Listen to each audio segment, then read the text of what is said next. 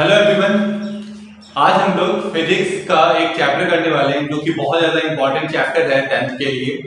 Chapter का नाम है human I and the colourful world. तो जैसा कि आप इसका नाम देख रहे हैं human I and the colourful world, उसी तरह से ये चैप्टर 2 पार्ट्स में डिवाइडेड है। ह्यूमन आई के बारे में पहले पढ़ाया गया है इस चैप्टर में।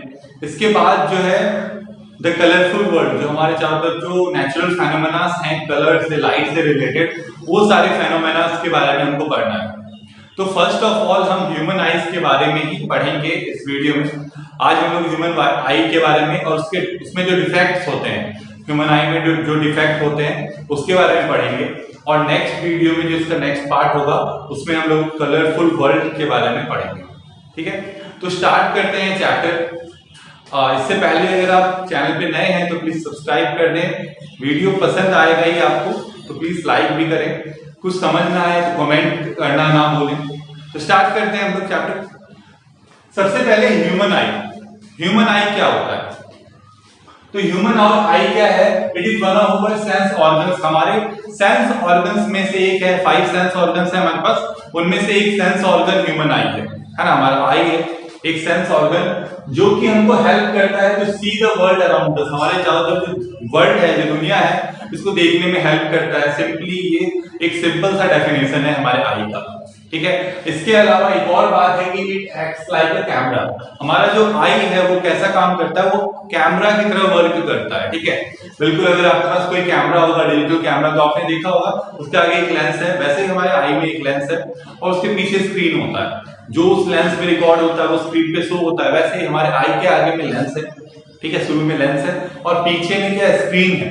उस स्क्रीन पे जो हम देखते हैं वो फॉर्म होता है इमेज, वो इमेज ब्रेन तक जाता है, तब हमको पता लगता है कि चल मेरे सामने ये है। ठीक है, तो वही चीज अभी हम लोग पढ़ने वाले हैं। ये है हमारा स्ट्रक्चर ऑफ आई। ठीक है, मैंने इसमें सारी चीजें लेबल नहीं की हैं। जो आपको इंपॉर्टेंट है, जो चीजें इंपॉर्टेंट है, जो जिनके बारे में आपको याद रखना जरूरी है, सिर्फ उतना ही लेबल किया हुआ है। सबसे पहले आइरिस है। ठीक है, जैसे कि आइरिस से पहले सबसे पहले कॉर्निया होता है। जो हमारे आई के सबसे ऊपर जो ट्रांसपेरेंट सीट होता है उसको हम कॉर्निया बोलते हैं, जो पूरे आई को कवर करके रखता है। ठीक है, इसका वर्क फंक्शन होता है आई को प्रोटेक्शन प्रोवाइड करना। ठीक है, सबसे ऊपर वाला जो पोर्शन होता है ट्रांसपेरेंट सीट होता है। ये किसी भी लाइट को मतलब कि आई में एंटर करने से ब्लॉक नहीं करता है। ये ट्रांसपेरेंट होता है, इससे लाइट पास हो जाता है ये। ठीक है, इसके बाद आइरिस है। आइरिस का क्या फंक्शन है? आइरिस कंट्रोल करता है कि कितना लाइट हमारे आईज के अंदर जाए। ठीक है, ये जो आपको दिख रहा है ये दोनों पोर्शंस, इसको आइरिस बोलते हैं। ये कंट्रोल करेगा कि हमारे आंखों में कितना लाइट जाना चाहिए। फॉर एग्जांपल कि अगर आप बहुत ज्यादा ब्राइटेंड जगह पे हैं, ठीक है, मतलब ज्यादा लाइट वाले पोर्शन जगह में पहुंच जाते हैं, तो क्या होता है कि ये दोनों आइरिस जो है आइरिस चिपक जाते हैं आपस में और बहुत ही छोटा सा गैप बीच में रहता है, जिससे कि कम से कम लाइट आई में एंटर करे। और अगर हम किसी डार्क रूम में चले जाते हैं तो क्या होता है कि वो आइरिस जो है वो थोड़ा सा पीछे हट जाता है, जिससे ज्यादा लाइट आइस में एंटर करे। ठीक है, तो बहुत कम लाइट होगा तो उसमें क्या होगा कि आइरिस बड़ा हो जाता है, मतलब जो गैप है वो ज्यादा छोड़ देता है। और जब कम होगा लाइट, मतलब जब ज्यादा लाइट होगा तो वो गैप को कम कर देता है। और उसी गैप से, जिस गैप से लाइट एंटर करता है, उस गैप को हम क्या बोलते हैं? प्यूपिल बोलते हैं। ठीक है, उसको प्यूपिल बोला जाता है। इसके पीछे, प्यूपिल के जस्ट पीछे क्या होता है? लेंस होता है। ठीक है, देखिए कौन सा लेंस है? ये लेंस है कन्वेक्स लेंस। ठीक है, light chapter, light reflection and refraction आपने पढ़ा होगा चैप्टर। अगर पढ़ा है तो अच्छी बात है, नहीं पढ़ा है तो आपको ये वो वीडियो भी इस चैनल पे मिल जाएगा, आप देख सकते हैं।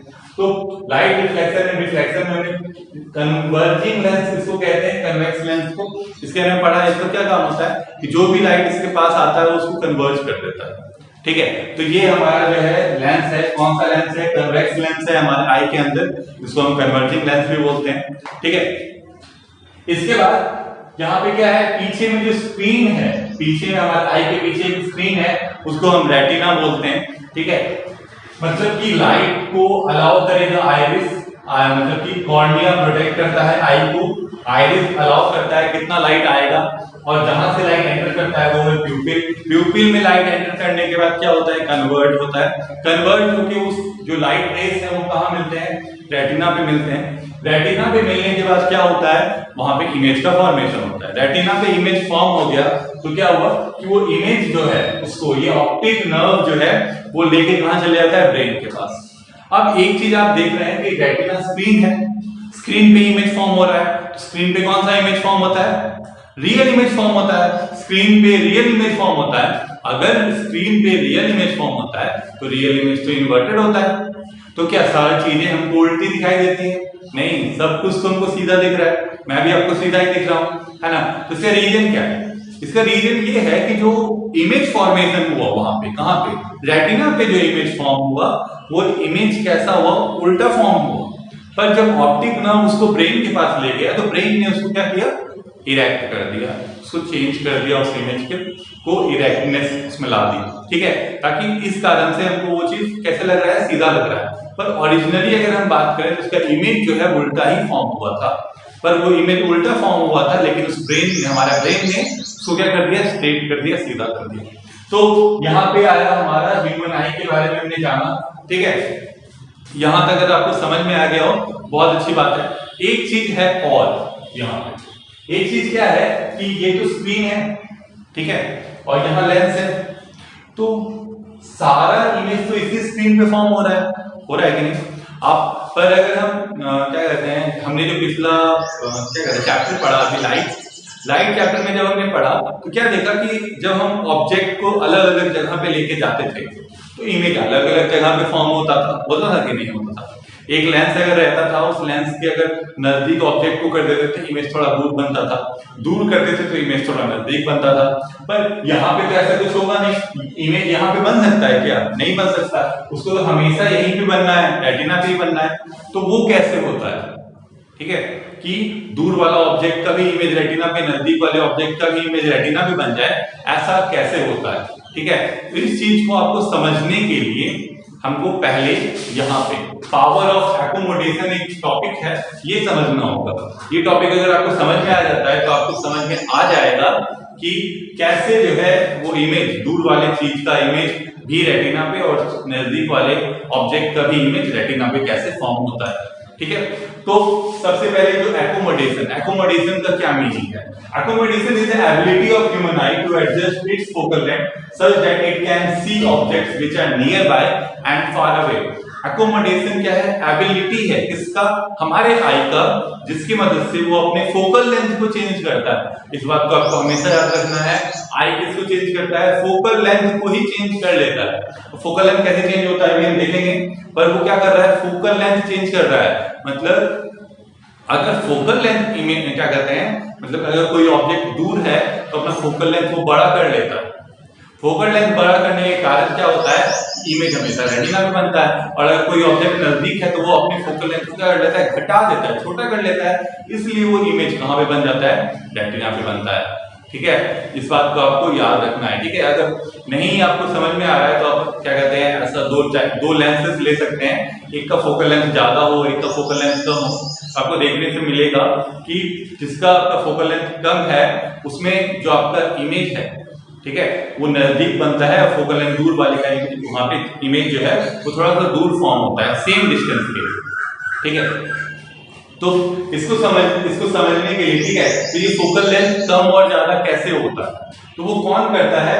यहाँ पे एक छूट गया है कि हमारा जो लेंस है, इस लेंस को दो मसल्स ने अटैच करके रखा है। उस मसल्स को हम सिलियरी मसल्स बोलते हैं, ठीक है। क्या बोलते हैं, सिलियरी मसल्स बोलते हैं, ठीक है, उस लेंस को। जैसे कि मान लीजिए कि हमारा आई है, यहाँ पे एक फार पॉइंट को, मतलब दूर वाले ऑब्जेक्ट को हमारे आई को देखना है, तो क्या होता है कि सिलियरी मसल्स जो है वो रिलैक्स हो जाते हैं, रिलैक्स होते हैं ऐसे, ठीक है, रिलैक्स होते हैं। तो क्या होता है, जैसे अगर हम एक आपको एग्जांपल दिखाएं, जैसे मान लीजिए कि ये हमारा लेंस है, ऐसे सिलियरी मसल्स जो है इसको अटैच करके रखे हैं, ठीक है। रिलैक्स जब ये मसल्स होंगे, रिलैक्स होंगे तो किधर, इस तरफ रिलैक्स होंगे, ठीक है, मतलब ऐसे से ऐसे होंगे, मतलब मुड़े हुए से धीरे धीरे ऐसे होंगे, है ना, मतलब ऐसे थे, ऐसे होंगे, ऐसे होंगे तो क्या होगा, ये लेंस दोनों तरफ खिंचाएगा, ठीक है, ऊपर की तरफ और नीचे की तरफ। तो खिंचाएगा तो क्या होगा, ये लेंस का जो वो है क्या थिकनेस है वो कम हो जाएगा, मतलब लेंस कैसा हो जाएगा, थिन हो जाएगा। थिन लेंस होगा तो हमको पता है कि जब लेंस थिन होता है उसका स्फीयर कैसा बनता है, बड़ा स्फीयर बनता है। बड़ा स्फीयर बनेगा तो फोकल लेंथ कैसा होगा, दूर होगा, है ना। ये सब मैंने लाइट चैप्टर में पढ़ाया है कि जितना थिन लेंस होता है उसका स्फीयर उतना बड़ा बनता है, और बड़ा स्फीयर बन रहा है मतलब फोकल लेंथ ज्यादा होगा, क्योंकि फोकल लेंथ किसका हाफ होता है, रेडियस का हाफ होता है, याद रखना है। वैसे इसमें भी वही चीज है, अगर उसको मतलब लेंस थिन हो गया, लेंस थिन हो गया तो क्या हुआ कि जो डिस्टेंट ऑब्जेक्ट है उसका इमेज जो है रेटिना पे फॉर्म हो पाया, ठीक है। कि अगर लेंस थिन नहीं होता, लेंस थिन नहीं होता उसका फोकल लेंथ बढ़ता नहीं, है ना, फोकल लेंथ नहीं बढ़ता तो क्या वो इमेज यहाँ फॉर्म होता नहीं, उससे पहले ही फॉर्म हो जाता है या पीछे फॉर्म हो जाता है, ठीक है। इस बात को आपको याद रखना है, क्योंकि सिलियरी मसल्स के रिलैक्स होने से वो लेंस क्या हो गया, थिन हो गया, इसीलिए उस थिन होने के कारण जो है इमेज रेटिना पे फॉर्म हुआ, ठीक है। तो इस तरह से फार पॉइंट का इमेज जो है रेटिना पे फॉर्म होता है। अगर कोई नियर बाय वाला ऑब्जेक्ट है तो वही यहाँ पे लिखा भी हुआ है कि relaxation of ciliary muscles increases focal length. Ciliary muscles का रिलैक्स करते हैं तो फोकल लेंथ इंक्रीज हो जाता है and helps in seeing distant object. ये हेल्प करता है हमको डिस्टेंस ऑब्जेक्ट, दूर के ऑब्जेक्ट को देखने में, ठीक है।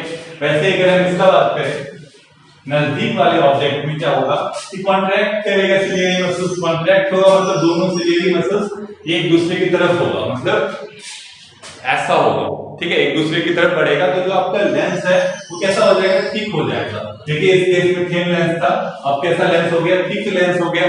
थिक लेंस हो गया तो फोकल लेंथ क्या हो गया, बढ़ गया। फोकल लेंथ फोकल लेंथ घट गया। फोकल लेंथ तो यहाँ बढ़ा था तो यहाँ पे क्या हुआ, वो घट गया।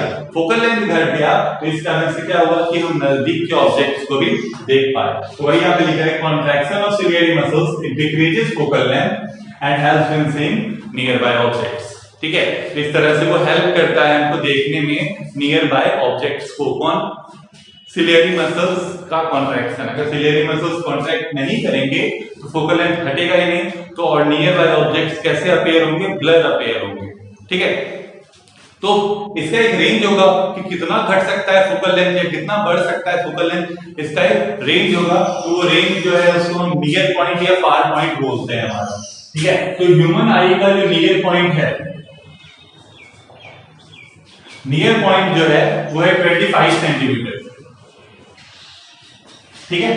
ह्यूमन आई का नियर पॉइंट क्या है, 25 सेंटीमीटर, मतलब 25 सेंटीमीटर के आगे का अगर आप ऑब्जेक्ट को देखते हैं तो कैसा होगा, वो हमारे आई पे ज्यादा स्ट्रेन देगा, मतलब आई पे स्ट्रेन पड़ेगा, क्योंकि जो सिलियरी मसल्स है 25 सेंटीमीटर से ज्यादा मतलब कम जो है फोकल लेंथ नहीं कर सकते हैं, ठीक है। इसी रीजन से उससे कम फोकल लेंथ नहीं हो सकता है, इसलिए नियर पॉइंट 25 सेंटीमीटर, उससे अगर आप आगे करते हैं तो उसमें आपको आई पे स्ट्रेन पड़ेगा, जो इमेज है वो ब्लर अपीयर होने लगेगा, ठीक है। और जो फार पॉइंट है हमारा वो इंफिनिटी है। फार पॉइंट क्या है, इंफिनिटी है। तो आपको याद क्या रखना है कि नियर पॉइंट आपका 25 सेंटीमीटर है, फार पॉइंट जो है वो इंफिनिटी है। उसको near point of distinct region ही बोलते हैं। नियर पॉइंट जो हम लिखे हैं उसको व्हाट इज द, ऐसा पूछा जाता है what is the near point of distinct region for human eye, तो आंसर आपका होगा 25 सेंटीमीटर। और फार पॉइंट क्या है, तो इंफिनिटी है, ठीक है। तो यहाँ पे हमने पढ़ा ह्यूमन आई के बारे में, पूरा ह्यूमन आई के बारे में पढ़ा और पावर ऑफ एकोमोडेशन के बारे में पढ़ा, ठीक है।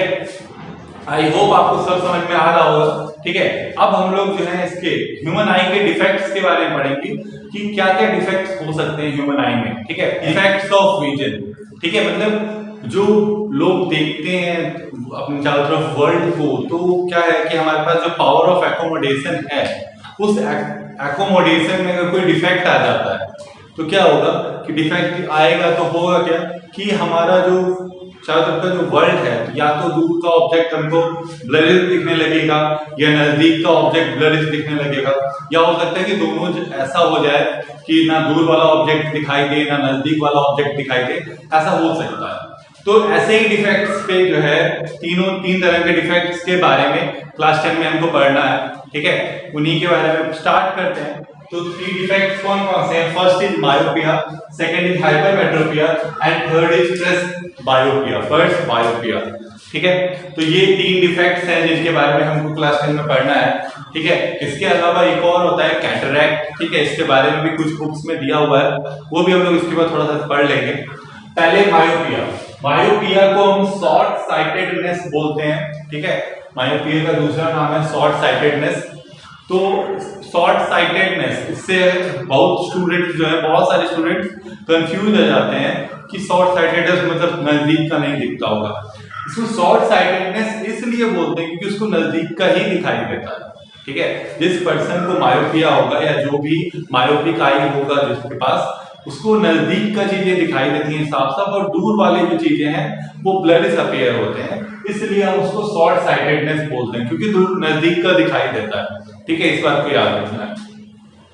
तो डिफेक्ट इसमें क्या है? तो ये इसमें डिफेक्ट मायोपिया में नजदीक का दिखाई देगा, तो सिंपल सा बात है, डिफेक्ट है फार विजन का, दूर की चीजें नहीं दिख रही हैं सही से, ठीक है। रीजन, इसका रीजन क्या है कि ये रीजन डायग्राम से आप समझ सकते हैं। रीजन क्या है कि जो लाइट रेस आ रही हैं दूर के ऑब्जेक्ट की, वो क्या हो रहे हैं, वो उसका इमेज जो है रेटिना से पहले ही फॉर्म हो जा रहा है, मतलब लाइट रेस पहले ही मिल जा रहे हैं, रेटिना तक नहीं जा रहे हैं बल्कि रेटिना से पहले ही वो मिल जा रहे हैं, ठीक है। या फिर इस कारण से जो दूर का ऑब्जेक्ट का इमेज है, image of far object is form in front of retina but not on retina. क्या है कि जो नजदीक दूर के जो ऑब्जेक्ट हैं उनका इमेज रेटिना पे नहीं बल्कि रेटिना के जस्ट आगे बन जाता है, ठीक है। तो ये किसमें होता है? मायोपिया में होता है। इसका करेक्टनेस क्या है? देखिए करेक्टनेस क्या है कि concave lens of suitable focal length, concave lens है करेक्टनेस। अब ये कनकेव लेंस क्यों है इसको आप समझिए, रटना नहीं है, समझना है। क्या समझना है कि देखिए जो रेस है वो आ रही है, वो पहले कन्वर्ट हो जा रहा है, तो अगर इन रेस को दूर कर दे, मतलब थोड़ा सा डाइवर्ट कर दे, मतलब ये जो रेस है हमारे पास, इन रेस को थोड़ा सा अगर हम डाइवर्ट कर दे इस तरफ, तो क्या होगा कि ये थोड़ी दूर जाके मिलेंगे, होगा ना ऐसा? क्योंकि जितना मतलब पैरेलल रेस होंगी वो जल्दी मिल जाएंगी, ठीक है। अगर ऐसी रेस होंगी डाइवर्जिंग तो वो कन्वर्ज करने में ज्यादा टाइम लगेगा और थोड़ी दूर जाके वो कन्वर्ज होंगे, है ना। तो इसलिए हम लोग क्या यूज करते हैं? कनकेव लेंस यूज कर रहे हैं। कनकेव लेंस का प्रॉपर्टी या उसका नेम ही है क्या? डाइवर्जिंग लेंस उसको हम कहते हैं। तो वो रेस को क्या कर रहा है? देखिए यहाँ डाइवर्ट हो रहे हैं रेस, क्या हो रहे हैं? रेस डाइवर्ट हो रहे हैं, जो रेस है ये डाइवर्ट हो गए, तो ये कहां जाके दोबारा फिर रेटिना पे अब मिलने लग गए, ठीक है। तो अब यहाँ पे कनकेव लेंस लिखा है, लेकिन साथ में देखिए क्या लिखा है? सुटेबल फोकल लेंथ, ठीक है। सुटेबल फोकल लेंथ, ऐसा नहीं कहीं से भी कनकेव लेंस आप लेके आइए, आंख के आगे रख दीजिए आपको दिखने लगेगा, नहीं। आपको डॉक्टर से दिखाना होगा, डॉक्टर चेकअप करेगा, बताएगा कि किस फोकल लेंथ का जो है कनकेव लेंस आपको दिखाई देगा। वो डिपेंड किस पे करेगा? वो डिपेंड करेगा आपके फार पॉइंट पे। नॉर्मल आई का फार पॉइंट इंफिनिटी है, मतलब दूर से दूर सूरज, चांद, सब स्टार्स वगैरह सब दिखाई देते हैं हमको, है ना। तो कितने दूर है? सब दिखाई देते हैं। पर जो मायोपिक आई है, इसका जो फार पॉइंट है वो थोड़ा सा नजदीक आ जाता है, मतलब कि हो सकता है कि 60 मीटर हो जाए या 1 मीटर का ही हो, ऐसा भी हो सकता है, ठीक है। तो उससे आगे की चीजें उसको क्या होंगी? ब्लरिश अपीयर होंगी। तो डिपेंड करता है कि आप कितने दूर तक देख पा रहे हैं, उसके हिसाब से जो है आपको ये कनकेव लेंस, मतलब डॉक्टर आपको कनकेव लेंस जो है सुटेबल फोकल लेंथ का प्रोवाइड करेगा। इसके बाद जो है हमारे पास कॉज, इसका कारण क्या है कि क्यों ऐसा होता है?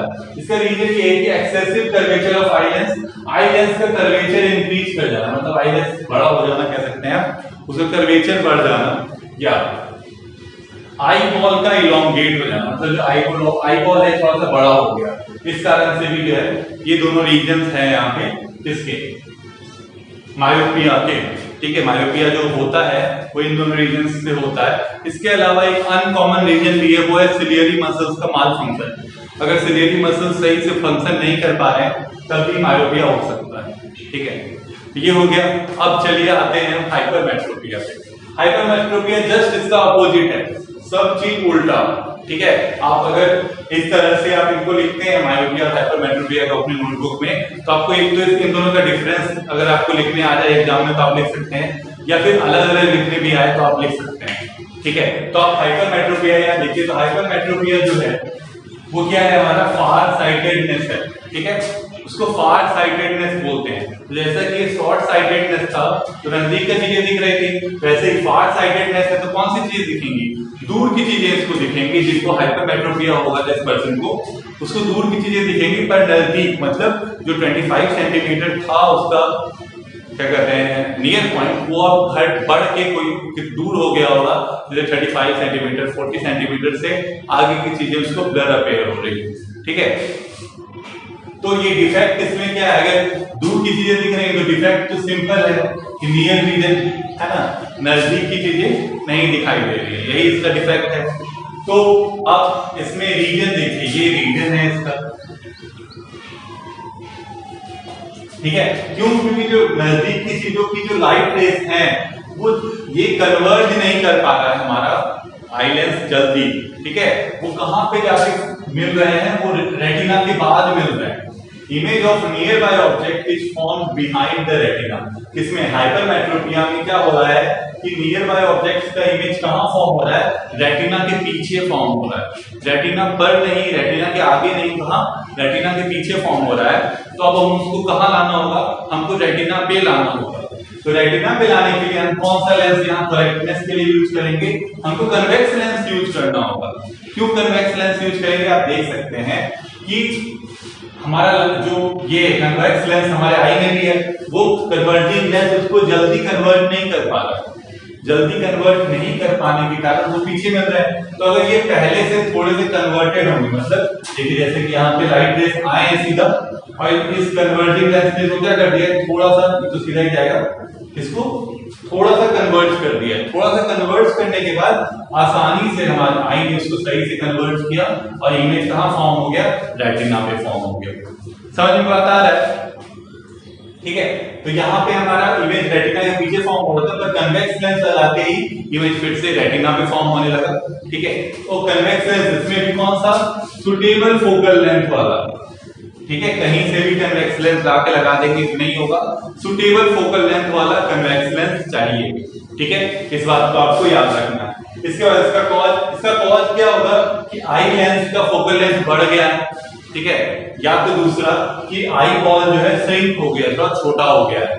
ठीक है, तो ये कॉजेस हो सकते हैं इसके हाइपरमेट्रोपिया के। ठीक है, तो आई होप आपको सब समझ में आ रहा होगा, तो समझना है। ठीक है, रटना नहीं है कुछ भी। कन्वेक्स लेंस यूज करते हैं, क्यों यूज करते हैं, क्योंकि आई लेंस जो है उसको कन्वर्ट नहीं कर पा रहा है, उसको एक एक्स्ट्रा कन्वर्टिंग लेंस चाहिए ताकि वो उसको कन्वर्ट कर पाए रेटिना पर। ठीक है, और वहां पे हम लोगों ने कनकेव लेंस क्यों यूज किया था, क्योंकि आई को हमारा जो आई लेंस है वो जल्दी कन्वर्ट कर दे रहा है, थोड़ा दूर उसको कन्वर्ट करने के लिए थोड़ा सा डाइवर्जिंग लेंस चाहिए थे। तो वो डाइवर्जिंग रेज चाहिए थे लाइट के, और वो डाइवर्जिंग रेज कौन प्रोवाइड कर सकता है, सिर्फ और सिर्फ कनकेव लेंस प्रोवाइड कर सकता है, इसलिए यहाँ पे हमने कनकेव लेंस को यूज किया। ठीक है, तो अब हमारा जो थर्ड है वो है पल्स बायोपिया।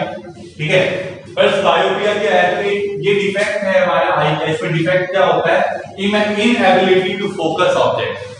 ये डिफेक्ट है कि ये इनएबिलिटी हो जाता है हमारे आई का, कैसा, ये फोकस नहीं कर पाता है किसी भी ऑब्जेक्ट पे, मतलब ना ही दूर वाला ऑब्जेक्ट को रेटिना पे ला पाता है, ना ही नजदीक वाले ऑब्जेक्ट को रेटिना पे ला पाता है। तो ये कब कैसे होता है, तो ये आई लेंस के हार्डनिंग के कारण होता है। मतलब आई लेंस जो है, ये आई लेंस है, ये हार्ड हो गया, ना ही ये अब मतलब थिक हो रहा है ना थिन हो रहा है। ठीक है, तो इस कारण से होता है कि इसका रीजन है एजिंग। मतलब जैसे जैसे एज बढ़ते जाता है लोगों का, उम्र बढ़ने के कारण जो है ये होता है। ठीक है, तो किसी किसी केस में ये छोटे बच्चों को भी आप देख सकते हैं, पर ज्यादातर जो ये पल्स बायोपिया जो डिफेक्ट है, ये क्या कहते हैं बड़े लोगों को, मतलब एज उम्र के, ज्यादा उम्र के लोगों को होता है। ठीक है, तो ये हो गया। लास्ट जो है इसका करेक्टनेस है इसका बायफोकल लेंथ। ठीक है, बायफोकल लेंस, मतलब दोनों फोकस वाला, उसमें कनकेव लेंस भी होगा और कन्वेक्स लेंस भी होगा। ठीक है, इसको समझने के लिए मान लीजिए कि ये हमारा आई है,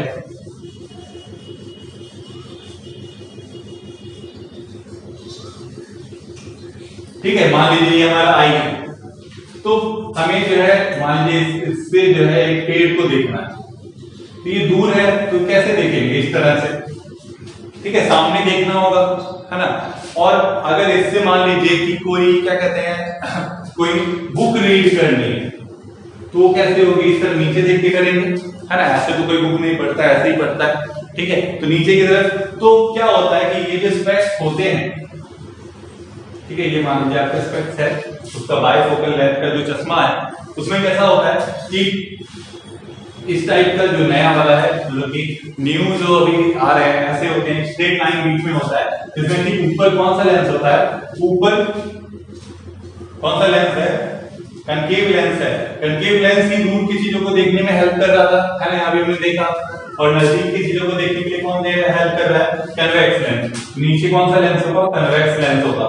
या अगर आपने दूसरा मतलब अपने ग्रैंड पेरेंट्स को चश्मा पहनते, स्पेक्स पहनते देखा होगा, तो वहां पे उनका इस टाइप का होता है। तो इसमें क्या होता है कि ऊपर की तरफ कौन सा लेंस होता है, ऊपर की तरफ होता है कनकेव लेंस, इसमें भी, और नीचे जो ये यहाँ पे जो दिख रहा है कि कौन सा लेंस होगा, कन्वेक्स होगा, ऊपर कनकेव नीचे कन्वेक्स, ठीक है। कुछ इस तरह से होता है कि जो ये कनकेव लेंस है ऐसा, फिर कनकेव लेंस है उसके नीचे कैसा होता है, एक कन्वेक्स लेंस जुड़ा हुआ होता है।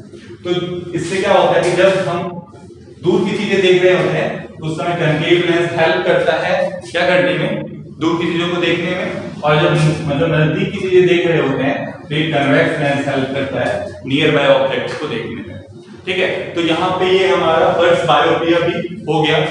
एक और मतलब की प्रॉब्लम होता है, आई डिफेक्ट होता है, कैटरैक्ट, मतलब वो एजिंग के कारण ही क्या होता है कि धीरे धीरे हमारा जो आई का प्यूपिल है उसके ऊपर एक लेयर का फॉर्मेशन हो जाता है एक्स्ट्रा। उस लेयर के फॉर्मेशन को ही हम क्या बोलते हैं कि किसी डिफेक्ट को कैटरैक्ट बोलते हैं। तो इसको ऑपरेशन करके जो है उस लेयर को हटाया जाता है, ठीक है। तो वो सिलेबस में नहीं है, सिलेबस में यही 3 डिफेक्ट्स थे। तो आपको नोटबुक में जो आपको लिखना है ऐसे ही लिखना है, डिफरेंस करके, कि अगर आप एक याद रखें तो दूसरा आपको अपने आप याद हो जाएगा। कैसे, मायोपिया शॉर्ट साइटनेस, ये फार साइटेडनेस, इसमें फार विजन का है डिफेक्ट, इसमें नियर विजन का है, इसमें क्या कहता है in front of retina image बन रहा है, जिसमें बिहाइंड द रेटिना बन रहा है, इसमें कनकेव लेंस यूज कर रहे हैं, जिसमें कन्वेक्स लेंस यूज कर रहे हैं, है ना, सिंपल है। इसमें आपका कर्वेचर बड़ा हो रहा है, ठीक है, कर्वेचर बड़ा हो रहा है यानी फोकल लेंथ कम हो रहा है, इसमें फोकल लेंथ क्या हो रहा है, बढ़ रहा है, इसमें आई बॉल इलोंगेट कर रहा है, बड़ा हो जाता है, तो इसमें आई बॉल क्या हो रहा है, छोटा हो रहा है। पूरी तरह से ये दोनों एक दूसरे का क्या है, अपोजिट है। तो अगर आप एक अच्छे से समझ जाते हैं दूसरा तो एकदम समझ आना ही है। इसके बाद फर्स्ट बायोपिया कुछ पॉइंट्स हैं, आप इजीली रिमेंबर कर सकते हैं इनको, ठीक है। तो यहाँ पे हमने ह्यूमन आई जो है एंड इट्स डिफेक्ट जो है, उसमें जो डिफेक्ट्स पाए जाते हैं वो कंप्लीट कर लिया।